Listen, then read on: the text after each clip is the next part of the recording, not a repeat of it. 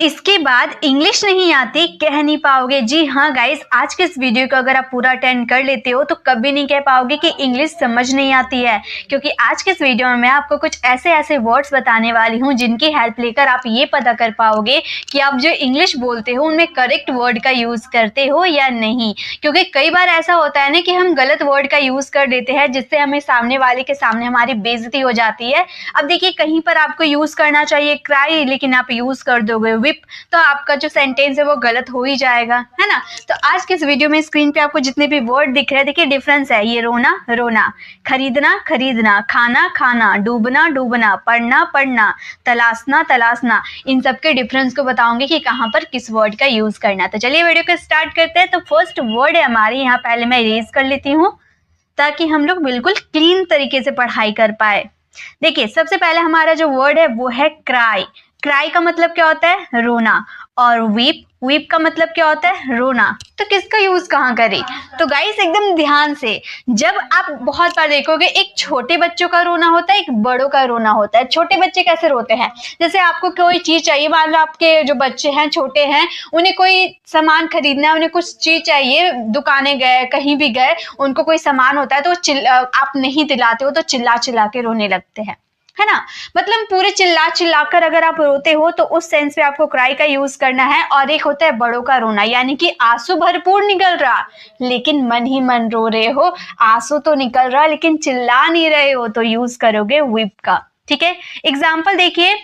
Cry का मतलब रोना, अभी मैंने क्या कहा, जब आप रोते हो तो शाउट होती है, यानी कि चिल्ला चिल्ला के रोते हो, तो वहां पे क्राई का यूज करेंगे। और वीप का यूज करेंगे जब आप आंसू तो निकलता है लेकिन आप सिसक सिसक कर रोते हो, यानी कि आवाज नहीं आती है, तो वीप का यूज करेंगे। जैसे बच्चे बहुत रो रहे हैं, अब ये सेंटेंसेस को आपको बनाना होगा, तो आप कैसे बोलोगे? बच्चे मीन्स द चिल्ड्रेन। ठीक है, हम बोलेंगे द चिल्ड्रेन। अब बच्चे होते हैं वो तो चिल्ला चिल्ला के रोएंगे ना, तो क्राई का यूज करेंगे।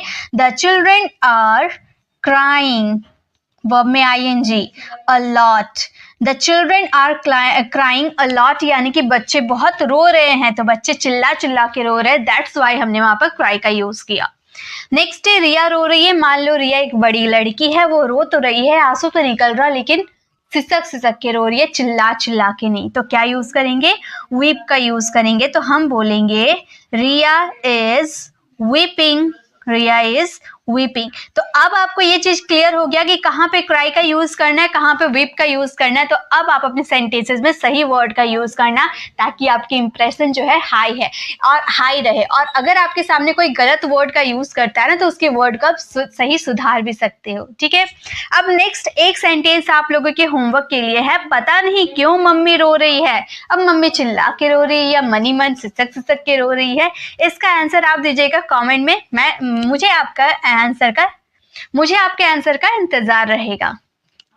नेक्स्ट हम अब बात करते, पहले यहाँ आ जाते हैं। अब है बाय। बाय का मतलब भी खरीदना, और परचेस, परचेस का मतलब भी खरीदना, लेकिन किसका यूज कहाँ करें? तो याद रखिए, बाय का यूज वहां करेंगे जब नॉर्मली हम शॉर्ट टर्म यूज के लिए कोई सामान खरीदते हैं। क्या? शॉर्ट टर्म मतलब थोड़े समय के लिए, शॉर्ट टर्म यूज के लिए कोई सामान खरीदते हो तो बाय का यूज करोगे। और परचेस का यूज करेंगे जब हम लॉन्ग टर्म, यानी कि कुछ समय के लिए जो सामान खरीदते हैं, थोड़े ज्यादा समय के लिए, तो वहां पे हम यूज करेंगे परचेस का। एग्जाम्पल के थ्रू समझाती हूँ। जैसे कि यहाँ पे देख रहे होंगे, बाय मीन्स खरीदना, परचेस मीन्स खरीदना। Bye means short term use, और परचेस यानी कि लॉन्ग टर्म यूज के लिए जो सामान खरीदते हैं। मैंने बाजार से कुछ सब्जियां खरीदा।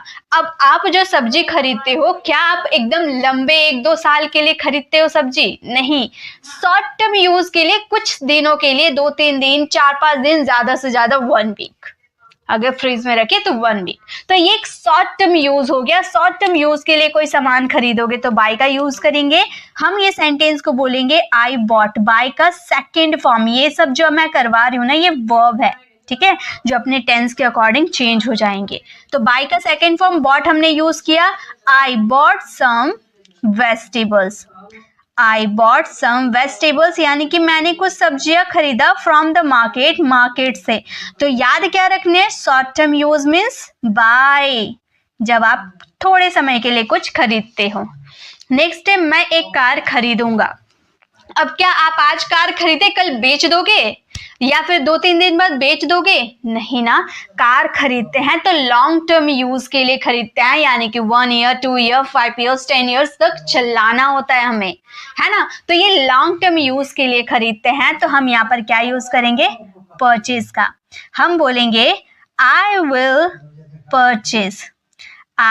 Purchase a car. मैं एक कार खरीदूंगा, I will purchase a car, या I will purchase a mobile भी कर सकते हो, क्योंकि मोबाइल भी हम लॉन्ग टर्म यूज के लिए, कोई कोई व्यक्ति होते हैं जो शॉर्ट टर्म के लिए यूज करते हैं, लेकिन हम तो लॉन्ग टर्म के लिए यूज करते हैं, तो परचेज का यूज करेंगे।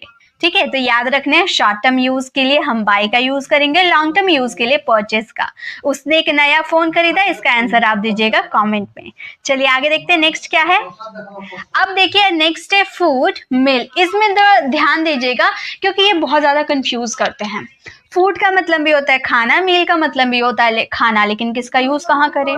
अब मान लो फूड का मतलब होता है जो खाने वाली वस्तु हो रही है, ठीक है, जैसे हम दूध पीते हैं, जैसे हम सब्जियां खाते हैं, जैसे हम चावल खाते हैं, मतलब जो नॉर्मली खाने की चीज होती है उसके लिए फूड का यूज करेंगे। फॉर एग्जाम्पल, मैं खाना खा रही हूँ, आई ईट फूड। मम्मी खाना बना रही है, मम्मी इज कुकिंग फूड। तो जनरली खाना की बात करेंगे ना, खाने की बात करेंगे तो वो फूड यूज करेंगे। तो मील का यूज कहाँ करें? जब एक वक्त का खाना हो। मान लो एक खाना हो गया, जैसे मैंने बोला कि मैं फ्रिज में कुछ सब्जियां, एग्जाम्पल के साथ बताती हूँ, ठीक है। जैसे कि मान लो यहाँ पे एग्जाम्पल आपको दिख रहा होगा, फूड वर्सेस मील। फ्रिज में कुछ सब्जियां खाने को है, अब खाना खाने को है। अब मैंने फ्रिज खोला, फ्रिज में मैंने देखा बहुत सारी चीजें रखी हुई है खाने के लिए, प्लेट में सजा के नहीं रखी हुई है। कहीं पर दूध पड़ा हुआ है, कहीं पर सब्जियां कुछ पड़ी हुई है, कहीं पर चावल पड़े हुए हैं, ठीक है। मतलब एक फ्रिज में तो है लेकिन एक थाली में सजा के नहीं रखा हुआ है, तो हम वहां पे यूज करेंगे फूड का। और मील का यूज वहां करेंगे जहां पर मान लो मैंने एक थाली में आपको सजा कर दिया, चावल, दाल, सब्जियां, पापड़, सलाद, जो भी है मैंने सब सजा कर दिया, तो उसे हम कहेंगे मील। ठीक है, फिनिश योर मील, यानी कि अपने जो एक वक्त का खाना, एक वक्त का खाना, जैसे दोपहर का खाना मैंने आपको खाने का दिया, तो वो दोपहर क्या है? एक वक्त का खाना है, जहां पर दाल सब्जी चावल सब रहते हैं। तो एक थाली में आपको सिर्फ इतना याद रखना है कि एक थाली में अगर आप बहुत सारे खाना के आइटम को सजाकर किसी को खाना देते हो, तो उस सेंस में आपको क्या यूज करने हैं? मील का। और जनरली सिर्फ खाने की, अब खाने के लिए हम कुछ भी खा सकते हैं ना, हम खाना देख ही लेते हैं, मम्मी खाना बना रही है तो क्या पूरा थाली सजा के बना रही है, ऐसा हम नहीं बोल रहे। नॉर्मली खाने की बात कर रहे हैं तो वहां पे हम फूड का यूज करेंगे। जैसे फ्रिज में कुछ खाना पड़ा हुआ है तो यहाँ पर थाली में सजा के पड़ा हुआ है, ऐसा नहीं बोल रहे। नॉर्मली खाना पड़ा हुआ है तो हम ये सेंस को बोलेंगे there is some food, there is some food to eat in the fridge या रेफ्रिजरेटर, कुछ भी कह सकते हो, ठीक है। तो there is some food to eat in the fridge, मतलब फ्रिज में कुछ खाना है, खाना खाने को है। तो ये नॉर्मली खाना की बात करें, थाली में सजा के नहीं है। नेक्स्ट, एक वक्त का खाना तक सबको नहीं मिलता, एक वक्त का खाना तक सबको नहीं मिलता। एक वक्त का खाना यानी कि एक थाली में जितना खाने का आइटम होता है, एक वक्त का खाना भी सबको नहीं मिलता। तो यहाँ पर हम मील का यूज करेंगे, हम बोलेंगे not everyone gets even a meal, एक वक्त का खाना तक सबको नहीं मिलता। तो ये चीज क्लियर है ना? एक बार वीडियो को रिपीट करोगे ना, क्लियर हो जाएगा। नेक्स्ट है खाना बर्बाद मत करो। अब आप फूड का यूज करोगे ना, मील का यूज करोगे, ये आप समझना और इसका आंसर कमेंट में देना। नेक्स्ट देखिए, नेक्स्ट अब हम बात करेंगे सिंक एंड ड्रॉन। सिंक का मतलब भी होता है डूबना और ड्रॉन का मतलब भी होता है डूबना, लेकिन कहाँ पर किसका यूज करें? तो एकदम ही आसान चीज है, नॉन लिविंग की बात करोगे, ठीक है। नॉन लिविंग की बात करोगे तो सिंक का यूज करेंगे, और लिविंग की बात करोगे तो ड्रॉन का यूज करेंगे, है ना आसान। अब पानी का जहाज जो होता है, पानी में क्या हुआ? नदी में डूब गया, तो जहाज क्या बेजान चीज है, यानी कि नॉन लिविंग थिंग्स है, तो वहां पे हम क्या यूज करेंगे, सिंक का। अब मैं पानी में डूब रही हूँ तो मेरे अंदर जान है, मैं लिविंग थिंग्स, मैं लिविंग हूँ, तो यहाँ पे हम ड्रॉन का यूज करेंगे। ठीक है, तो लिविंग थिंग्स के लिए ड्रॉन और नॉन लिविंग थिंग्स के लिए सिंक। तो सिंक वर्सेस ड्रॉन। शायद यह जहाज पानी में डूब सकता है, जहाज में छेद हो गया, तो शायद ये जहाज पानी में डूब सकता है, तो हम क्या बोलेंगे, द शिप में सिंक। अब डूबेगा ही, हमने ये नहीं बोला शायद ये डूब सकता है, ऐसा हम बोले तो द शिप में सिंक। ठीक है, बेजान चीज, नॉन लिविंग थिंग्स की डूबने की बात करोगे तो सिंक का यूज करना। ठीक है, वह नदी में डूब रहा है, यानी कि इंसान की बात कर रहे हैं, तो हम क्या बोलेंगे, he is drowning in the river, मतलब वो पानी में डूब रहा है, इंसान की बात करें, he is drowning in the river. एक लकड़ी का टुकड़ा पानी में डूब गया, ये सेंटेंस आप फ्रेम करना, इसका आंसर कमेंट में देना। ओके, चलिए आगे देखते हैं नेक्स्ट क्या है। नेक्स्ट अब हम बात करेंगे स्टडी वर्सेस रीड। अब पहले हम यहाँ आ जाते हैं। ठीक है, यहाँ बात कर लेते हैं स्टडी वर्सेस रीड। स्टडी का मतलब भी होता है पढ़ना, रीड का मतलब भी होता है पढ़ना, लेकिन किसका यूज कहाँ पे करें। तो देखिए, एक हो गया आप नॉर्मली कोई चीज पढ़ते हो, सिर्फ पढ़ने की मैं बात कर रही हूँ, लिखने की बात नहीं कर रही हूँ, एकदम नॉर्मल भाषा में बताऊंगी। एक होता है पढ़ना, सिर्फ पढ़ना। अब मान लो मैंने आपको एक इंग्लिश का बुक ला कर दिया, मैंने बोला कि शाम तक ये इंग्लिश का बुक पूरा पढ़ लेना, तुम पढ़ लेना, मैं आऊंगी तो पूछूंगी। तो मैं अब आकर आपको पूछूंगी कि क्या तुमने पढ़ाई किया, मतलब पढ़ाई किया, तो मैंने क्या बोला था, इंग्लिश का बुक पढ़ने मैंने बोला था, लिखने मैंने बोला था क्या, नहीं, सिर्फ पढ़ना, सिर्फ रीड करना है, तो वहां पे हम रीड का यूज करेंगे, सिर्फ पढ़ना। लेकिन एक पढ़ना होता है जहां पे आप पढ़ भी रहे हो, लिख भी रहे हो, जैसे आप स्कूल जाते हो, कॉलेज जाते हो, तो वहां पे पढ़ते भी हो और लिखते भी हो, तो वहां पे स्टडी का यूज करेंगे। ठीक है, यानी कि पढ़ना लिखना दोनों अगर एक साथ आप कर रहे हो तो स्टडी का यूज करोगे, और सिर्फ पढ़ रहे हो तो आप रीड का यूज करोगे।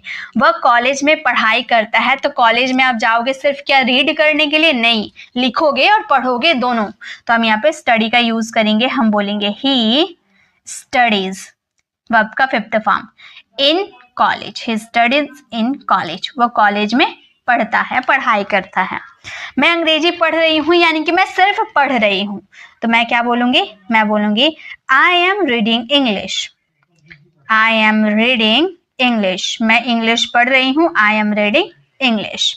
पापा न्यूज़पेपर पढ़ रहे हैं, ये सेंटेंस आप फ्रेम करना, इसका आंसर कमेंट में देना। अब ये वाला आप दोनों पढ़ना लिखना दोनों की बात हो रही है या फिर सिर्फ रीड करने की बात हो रही है, तो इसका आंसर आप कमेंट में देना। ठीक है, लास्ट देखिए, लास्ट अब बच जाते हैं हमारे सर्च और फाइंड। सर्च और फाइंड का क्या है, दोनों का मतलब होता है तलाशना। अब एक सर्च का मतलब होता है जिसकी इमरजेंसी हो आपको, मतलब आपको एकदम जरूरी है वो चीज खोजना। मान लो आप कहीं मान लो आप ट्रेन में बैठे थे और आपका फोन गुम हो गया, अब आपको अचानक याद आया कि मेरा फोन कहाँ है। अब आप पूरा हड़बड़ा कर ढूंढने लगोगे ना, पूरा टेंशन के साथ इमरजेंसी में फोन ढूंढने लगोगे ना, तो वहां पे searching, I am searching my phone, मैं अपना फोन खोज रहा हूँ, ढूंढ रहा हूँ, तलाश रहा हूँ। तो जब आप कोई चीज आपको एकदम टेंशन में ढूंढते हो, इमरजेंसी है आपको उस चीज ढूंढना, तो वहां पे आप सर्च का यूज करोगे। और एक तलाशने का मतलब हो गया, मान लो आप घर में हो, आपने फोन रखा था, आपको मिल नहीं रहा, तो आप बेफिक्र हो, भाई घर में है तो घर में ही फोन होगा, आराम से ढूंढ लेंगे। तो वहां पे आप बोल सकते हो I am finding my phone, मतलब मैं अपना फोन ढूंढ रहा हूँ, कोई इमरजेंसी नहीं है, घर में है, घर में पड़ा होगा कहीं।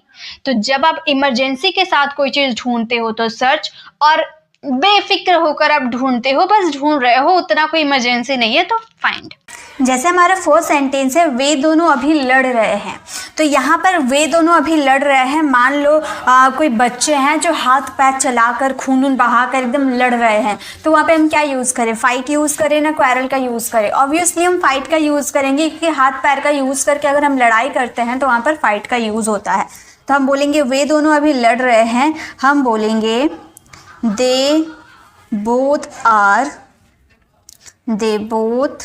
Are fighting, they both are fighting now, वे लोग अभी लड़ रहे हैं, तो हम बोलेंगे they both are fighting now, यानी कि अभी लड़ रहे हैं। तुम क्यों लड़ते हो? अब मान लो मतलब बातों बातों में लड़ाई होती है और आप पूछ रहे हो तुम क्यों लड़ते हो, तो यहाँ बातों बातों में लड़ाई हो रही है तो हम यहाँ पर क्वारल का यूज़ करेंगे, ठीक है। तुम क्यों लड़ते हो, तो हम ये सेंटेंस को बोलेंगे why do you quarrel, why do you quarrel, तुम क्यों लड़ते हो, why do you quarrel. Okay, Rohan ने उसके साथ लड़ाई की। अब ये आपको समझना है कि वो लोग हाथ पैर चला के लड़ाई की या फिर बातों बातों में लड़ाई हुई। कैसे हम बोलेंगे? रोहन ने उसके साथ लड़ाई की, किस तरीके से हम बोलेंगे? तो मान लो हाथ पैर चला के लड़ाई की, रोहन क्या है अपने फ्रेंड कुछ फ्रेंड है उन लोग के साथ लड़ाई कर रहा है हाथ पैर चला के, तो रोहन उसके साथ लड़ाई की, तो हम बोलेंगे, ये हमारा पास्ट का सेंटेंस है तो हम बोलेंगे रोहन और लड़ाई की। तो ये जो फाइट है ना, ये हमारा वर्ब है, इसका सेकेंड फॉर्म हम यूज़ करेंगे यानी कि fought. Rohan fought with him, Rohan ने उसके साथ लड़ाई की, Rohan fought with him. Okay, तो इस तरह से आप सेंटेंसेस बना सकते हो। आपको टेंस आना चाहिए, टेंस मॉडल्स की नॉलेज होनी चाहिए, तभी आपको पता चल पाएगा कि कोई सेंटेंसेस को कैसे फ्रेम करना है। मैं आपको बस यहाँ पर ये बताऊंगी कि इन दोनों के बीच डिफरेंस क्या है। तो फर्स्ट आपको डिफरेंस समझ में आ गया, फाइट और क्वारल का मतलब क्या होता है, इसका डिफरेंस क्या होता है। ओके, चलिए नेक्स्ट देखते हैं, नेक्स्ट क्या है। नेक्स्ट है हमारा कैच वर्सेस होल्ड। कैच का मतलब भी होता है पकड़ना, होल्ड का मतलब भी पकड़ना होता है। अब किस में यूज़ करें? कंफ्यूज हो रहे हो ना, अभी कंफ्यूजन दूर हो जाएगी, बहुत ही आसान होता है कैच वर्सेस होल्ड। जब कोई चीज़ मोशन के साथ आपकी तरफ आती है और आप उसे कैच करते हो मोशन के साथ, जैसे कि मैंने यहाँ से गेंद फेंका, बॉल फेंका आपको, तो एक मोशन के साथ जा रही हो और आप उसे कैच करोगे, वहाँ पे कैच का यूज़ करेगा जब मोशन गति के साथ होगी।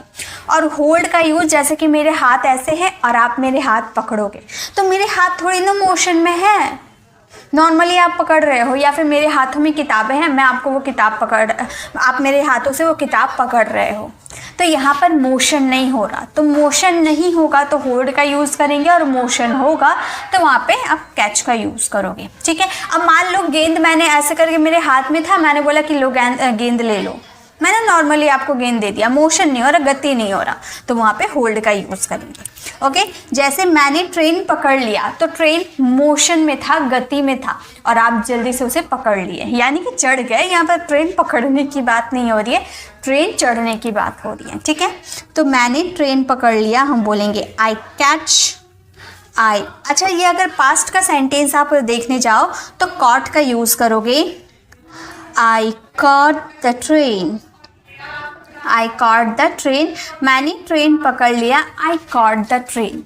नेक्स्ट है मेरा किताब पकड़ो, मैंने किताब लिया था, बहुत भारी लग रहा, तो मैं उसे बोल रही हूँ कि मेरे किताब थोड़ा पकड़ो, तो यहाँ पे मैं उसे मोशन नहीं हो रहा, मैं बस उसे पकड़ा रही हूँ, तो मैं ये सेंटेंसेस को बोलूँगी hold my book, hold my book, मेरा किताब पकड़ो, होल्ड माई बुक। सिंपल है, मोशन होगा तो कैच और मोशन नहीं होगा तो होल्ड। ओके, पुलिस ने चोर को पकड़ा, तो यहाँ पे पुलिस क्या, चोर आराम से बैठा होगा, पुलिस जाकर उसे पकड़ेगी नहीं। जब पुलिस पकड़ने जाएगी चोर को, तो चोर तो भागेगा ना, यानी कि वो मोशन में रहेगा, तो ऑब्वियसली यहाँ पर क्या यूज़ होना चाहिए, कैच यूज़ होना चाहिए ना होल्ड, कैच यूज़ होना चाहिए। चलिए मेरे साथ ही सेंटेंस को बनाइए, हम बोलेंगे police caught the thief, police caught the thief, police caught the thief, यानी कि पुलिस ने चोर को पकड़ा। गाइस, ये हमारा जो 15 डेज का कोर्स है, ये आज का हमारा लास्ट डे है, तो क्या इसके बाद कोई कोर्स आने वाली है? जी, मैंने आप लोगों से कुछ दिन पहले ही प्रॉमिस किया था कि ये 15 डेज का कोर्स जब हमारा कंप्लीट हो जाएगा तो एक नया कोर्स लेकर आऊँगी, जो कि 30 डेज का नहीं बल्कि 60 डेज का कोर्स होगा।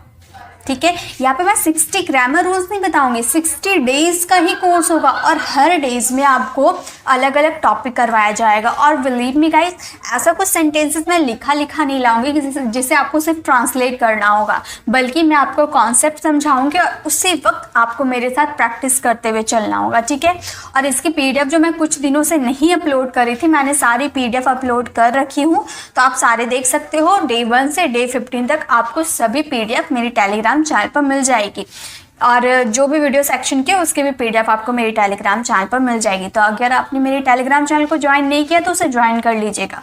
और ये 50 डेज़ का कोर्स स्टार्ट हो जाएगा, देन हमारा ये 60 डेज़ का कोर्स स्टार्ट होगा। तो हमारे चैनल को सब्सक्राइब कर लीजिए ताकि जब ये क्लास आएगी उसका जो कम्युनिटी पोस्ट में आप सर्च करोगे तो वहाँ पे आपको मिल जाएगी कितने तारीख से ये क्लास स्टार्ट होने वाली है। ओके, तो हमारे कम्युनिटी पोस्ट में आप देख सकते होगे वहाँ पे हमारी कोर्सेज कब लॉन्च होने वाली है। 60 डेज़ ग्रामर रूल का, 60 days advance, 60 days English speaking course का कब क्लास स्टार्ट होने वाला है आप देख सकते हो। रात 8 बजे ही हमारी क्लास स्टार्ट होगी। ओके, तो उसे ज़रूर सीखिएगा। बेसिक टू एडवांस सारे यूजेस मैं करवाऊंगी ग्रामर की। ओके, तो कैच वर्सेस होल्ड आपको समझ में आ गया। चलिए अब आगे देखते हैं नेक्स्ट हमारा क्या है। नेक्स्ट अगर हम बात करेंगे हेयर, हेयर का मतलब होता है सुनना वर्सेस लिसन। लिसन का मतलब भी होता है सुनना, लेकिन हेयर और लिसन का यूज़ कहाँ करें? दोनों का मतलब तो सुनना होता है। कंफ्यूज हो रहे हो ना? बिल्कुल कंफ्यूजन नहीं होगा। हेयर और लिसन का मतलब होता है, हेयर का मतलब होता है सडनली आपको कोई आवाज़ सुनाई दी, आप सुनना नहीं चाहते थे लेकिन सडनली आपको वो आवाज़ सुनाई दे दिया तो आप हेयर का यूज़ करोगे। लेकिन आप मर्जी से कोई चीज़ सुनते हो तो वहाँ पे लिसन का यूज़ करोगे। फॉर एग्जाम्पल, मान लो आपके घर के बाहर कुत्ते अचानक भौंकने लगे, तो क्या आप चाहते थे कि कुत्ते भौंके और मैं उसका आवाज़ सुनूं? नहीं ना, ये सडनली आपको सुनाई दे दिया तो यहाँ पे हेयर का यूज़ करेंगे। लेकिन आप गाना सुन रहे हो तो ये तो अपना मन से सुन रहे हो ना, अपनी मर्जी से सुन रहे हो। यहाँ पे ये लड़की जो है गाना सुन रही है तो क्या ये हेयर म्यूजिक यूज़ करेगी? नहीं, लिसन का यूज़ करेगी म्यूजिक सुनने के, क्योंकि ये अपनी मर्जी से म्यूजिक सुन रही है। ओके, तो जब आप कोई चीज़ अपनी मर्जी से सुनोगे तो लिसन, और अचानक आपको सुनाई देगी तो हेयर। जैसे प्रिया गाना सुन रही है तो यहाँ पर प्रिया गाना सुन रही है तो प्रिया अपनी मर्जी से गाना सुन रही है, तो क्या यूज़ करेंगे? लिसन का यूज़ करेंगे। हम बोलेंगे Priya is listening, Priya is listening to music, Priya is listening to music, यानी कि प्रिया गाना सुन रही है, Priya is listening to music. Next time मैंने बम का आवाज़ सुना, तो क्या आप चाहते थे कि बम फटे और मुझे आवाज़ सुनाई दे? नहीं, आपको अचानक सुनाई दिया, कहीं बम फटा और आपको अचानक उसका आवाज़ सुनाई दिया। ओके, बम यानी कि रियल वाला बम नहीं बात कर रही हूँ। मान लो कोई पटाखा वगैरह फूटा तो वहाँ पर आपको अचानक सुनाई दिया, तो यहाँ पे आप यूज़ कर सकते हैं हेयर का। तो आप ये सेंटेंस को बोलोगे आई हर्ड। हर्ड क्यों यूज़ किए? क्योंकि ये हेयर का सेकेंड फॉर्म है। देखिए यहाँ पे जितने ये सारे वर्ड्स हैं ना, ये आपका वर्ब है। हेयर का आपका सेकेंड फॉर्म हर्ड हो जाएगा, थर्ड फॉर्म भी सेम होगा, fourth form hearing and fifth form hears. वैसे listen, second form listened, third form listened, fourth form listening and fifth form listens. Okay, तो इस तरह से ये सारे वर्ड्स के वर्ब्स फॉर्म होते हैं जो आपके टेंसेस और मॉडल्स के अकॉर्डिंग चेंज हो जाते हैं। ओके, तो हम बोलेंगे I heard the sound of bomb, the sound of bomb. ठीक है, I heard the sound of bomb यानी कि मैंने बम की आवाज़ सुनी। ओके, मैंने न्यूज़ सुना। अब आप न्यूज़ सुन रहे हो मतलब आपने टीवी में न्यूज़ लगाया तो आप अपनी मर्जी से न्यूज़ सुन रहे हैं ना, कोई आपको ज़बरदस्ती न्यूज़ सुना रहा नहीं ना, अचानक नहीं ना सुने, आप अपनी मर्जी से लगाए न्यूज़ का चैनल और आप न्यूज़ सुन रहे हो। ओके, तो आप यहाँ पर बोल सकते हो आई लिसन्ड। ईडी आप लगा सकते हो। देखिए, लिसन में आप ईडी भी लगा सकते हो या फिर लिसन्ड का भी यूज़ कर सकते हो, यानी कि टी का भी यूज़ कर सकते हो। ओके,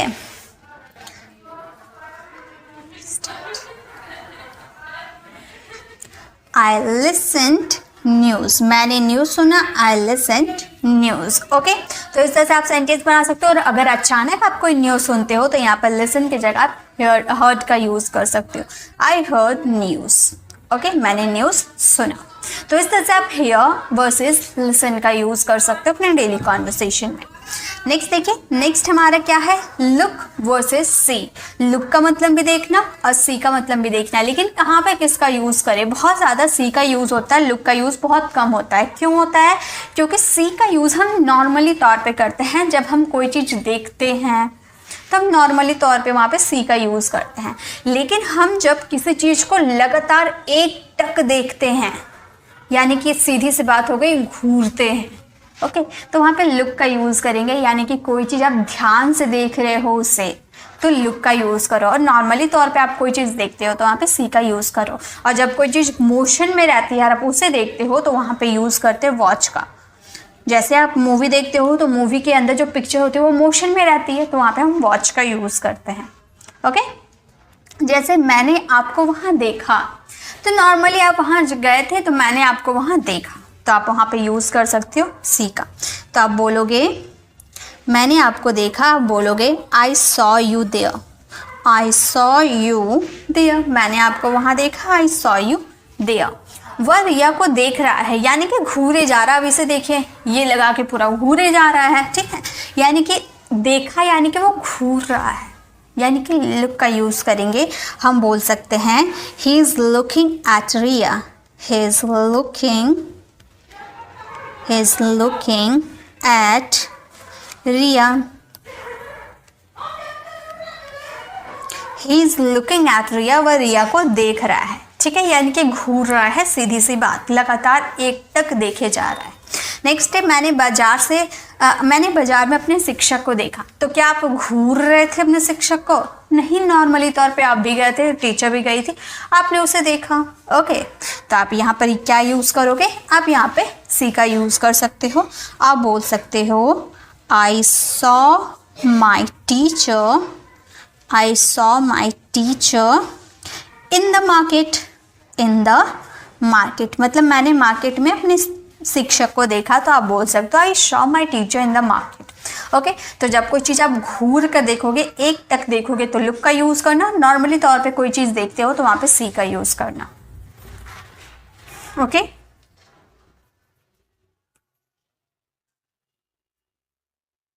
चलिए आगे देखते हैं नेक्स्ट क्या है।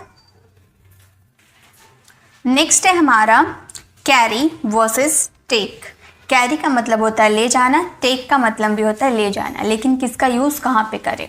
तो एकदम सिंपल तरीके से मैं बताऊं, जब आप खुद की एनर्जी से कोई चीज़ लेके जाते हो तो कैरी का यूज़ करना, और जब दूसरे को जो आप जिसको लेके जा रहे हो वो खुद की एनर्जी से जाए तो वहाँ पर आप टेक का यूज़ करना। मतलब आप ही उसे ले जा रहे हो लेकिन वो खुद की एनर्जी पे जा रहा है, तो टेक का यूज़ करना।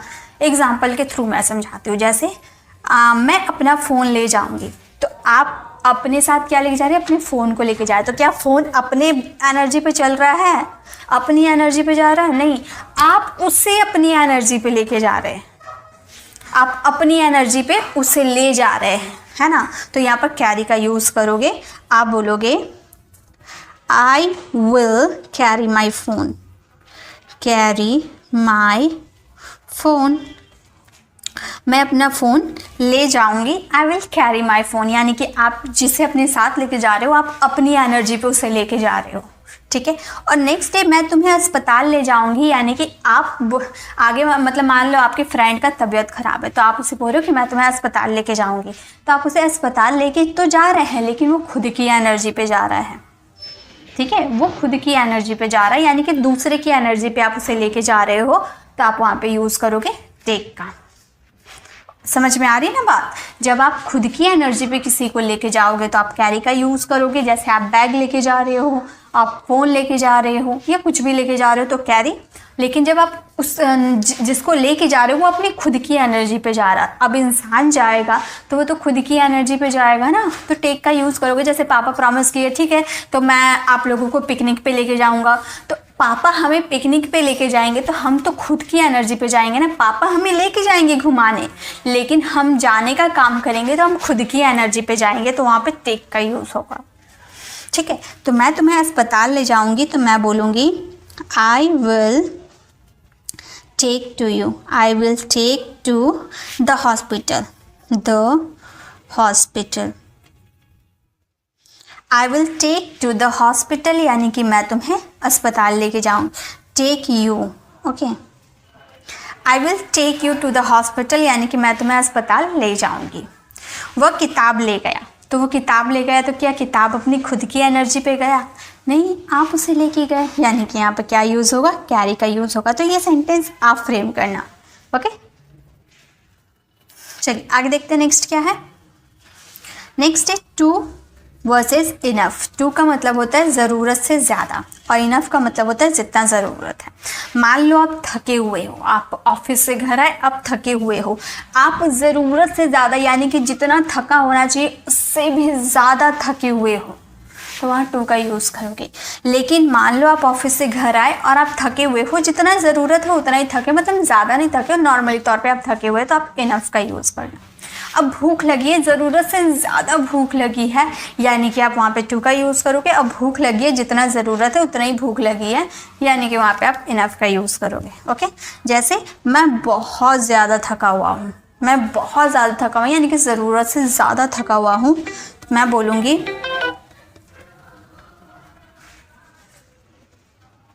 मैं ज़रूरत से ज़्यादा थकी हुई हूँ, तो मैं बोलूँगी वह ज़रूरत से ज़्यादा थका हुआ है। He is to tired, he is to tired.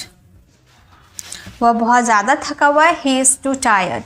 Next है रोहित दौड़ने में बहुत मजबूत है, यानी कि जितना मजबूत होना चाहिए उतना है, ज़रूरत से ज़्यादा मजबूत नहीं, जितना होना चाहिए उतना है, तो हम यूज़ करेंगे इनफ का।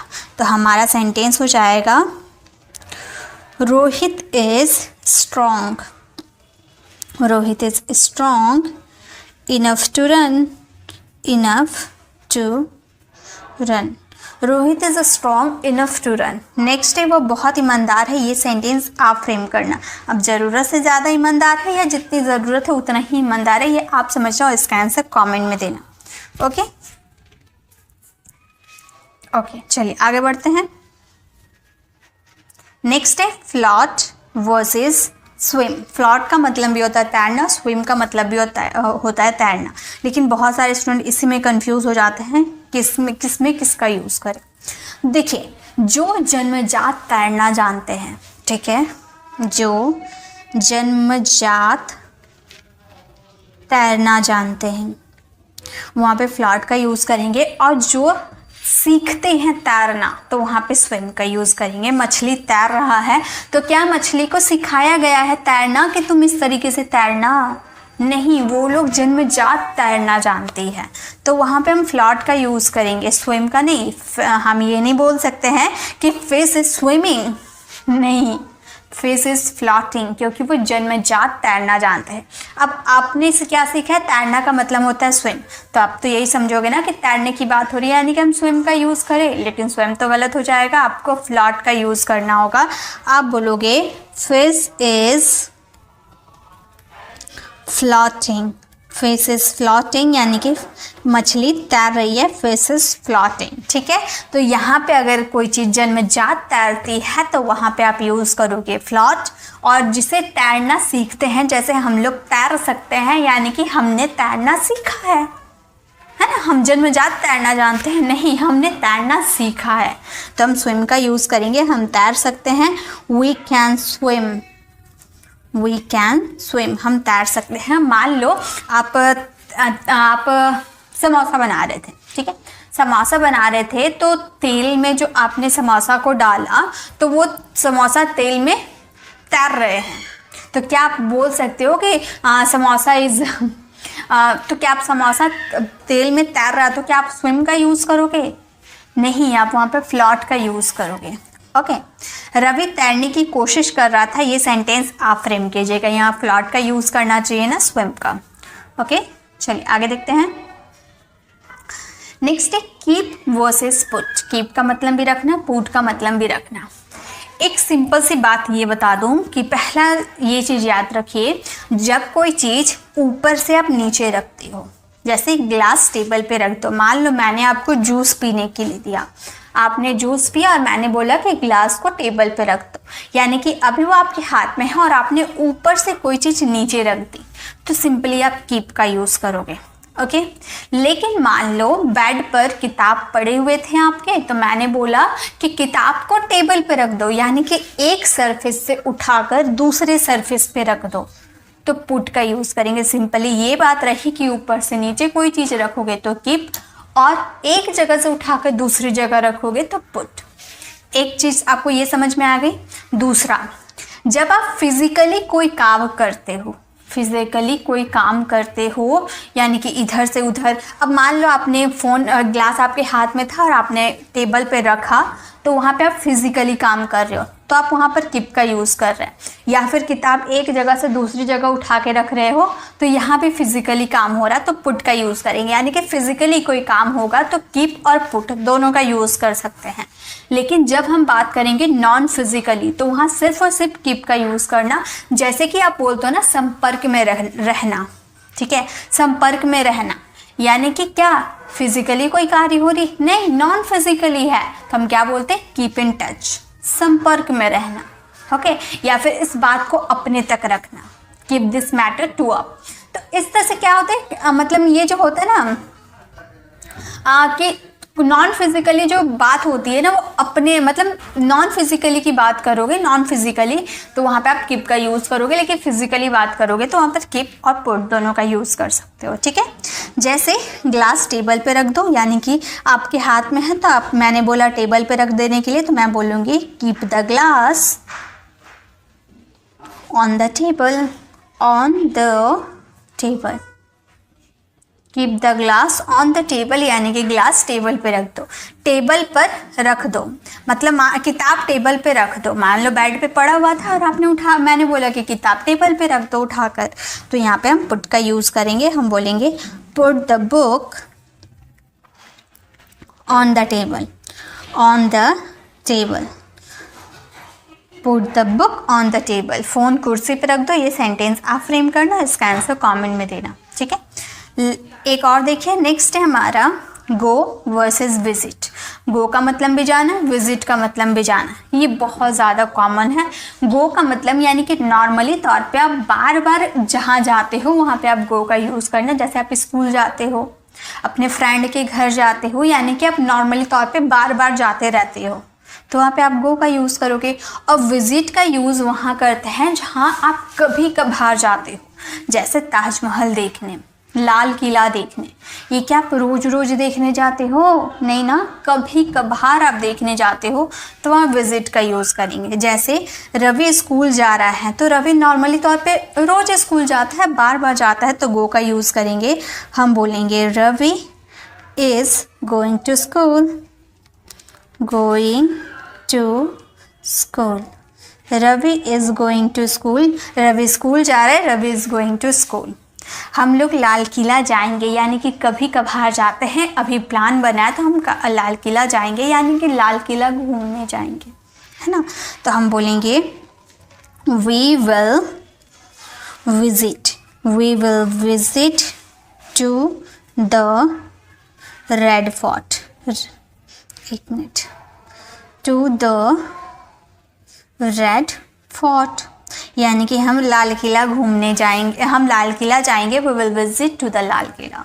क्या तुम कभी ताजमहल गए हो? ये सेंटेंस आप फ्रेम करना, इसका आंसर कमेंट में देना। जैसे सर्च वर्सेस फाइंड। अब देखिए आपका सेंटेंस क्या है, पुलिस चोर को तलाश रहा है, तो क्या वो बेफिक्र होकर तलाश रहा? नहीं, इमरजेंसी है, टेंशन है, चोर चोरी करके भागा है, तो अब पुलिस को तो टेंशन होगा ही।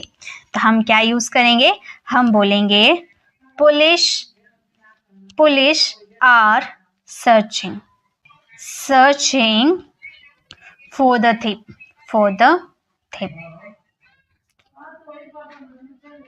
ठीक है। तो ये हो गया, पुलिस चोर को तलाश रहा है, police are searching for the thief.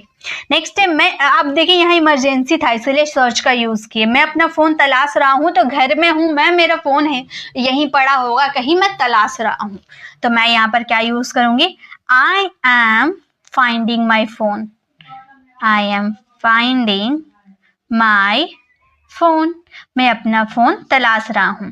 और एक हो गया आपका फाइंड, तो हो गया, लेकिन फाइंड की जगह आप इसका फ्रेजल वर्ब यूज कर सकते हो, लुक फॉर। आप ऐसे भी बोल सकते हो, I am looking, I am looking for, यानी कि लुक फॉर का मतलब भी तलाशना, बेफिक्र होकर तलाशना। फाइंड को रिप्लेस कर आप लुक फॉर का भी यूज कर सकते हो, क्योंकि फाइंड का ही फ्रेजल वर्ब लुक फॉर है। तो I am looking for my phone भी कर सकते हो, ठीक है। अब देखिए एक सेंटेंस आप लोगों के लिए है, रोहन एक घर तलाश रहा है। अब वो टेंशन के साथ तलाश रहा है या बेफिक्र होकर तलाश रहा है, ये आप बताओगे, इसका आंसर कमेंट में देना।